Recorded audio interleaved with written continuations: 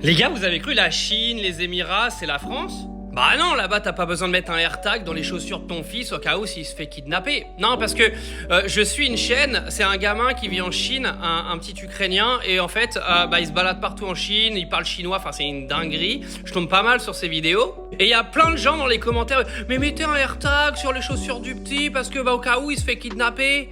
Et les gars, la Chine, tu te feras pas kidnapper, hein. Les Émirats arabes, tu te feras pas kidnapper. On n'est pas en France, on n'est pas aux États-Unis. Il y a des pays qui ont encore un minimum de sécurité chez eux, voyez-vous.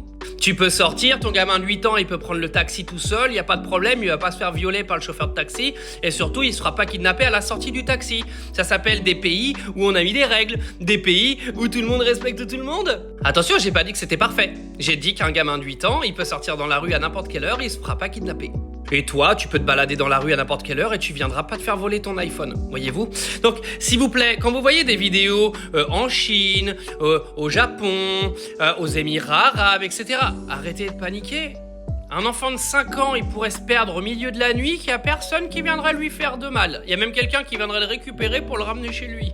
Je pense qu'en France, vous êtes vraiment matrixés. Hein. Vous avez vraiment des problèmes. Après, je vous comprends. Hein. Je comprends que dans votre tête, vous voyez le mal partout, vous voyez des enfants se faire kidnapper partout, etc. Parce que vous vivez dans un pays qui est complètement hors contrôle et qui a aucune règle et que personne ne respecte rien, personne ne respecte les autres, etc. Un pays de merde, quoi, tu vois. Mais en fait, il y a des pays que vous critiquez toute l'année. Donc la Chine, les Émirats avec Dubaï, etc. Et pourtant, ce sont des pays où tu peux vivre tranquillement sans avoir peur de te prendre un concombre. Non, mais c'est réel ce que je dis. Hein.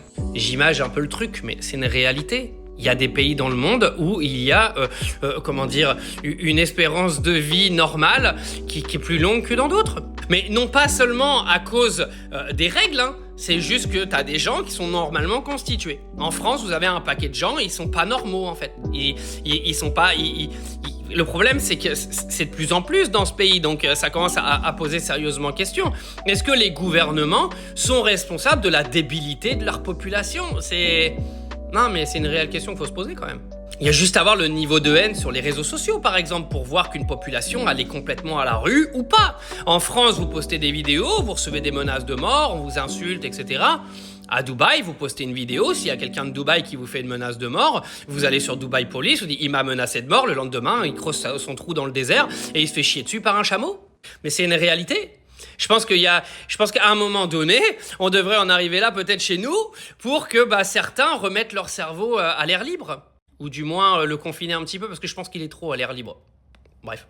Mais tout ça pour vous dire que quand vous allez dans des pays normalement constitués, vous inquiétez pas, vous craignez rien. Non, c'est juste pour arrêter de vous faire paniquer un petit peu quand vous voyagez parce que nous, le pays parfait, malheureusement, c'est pas le cas.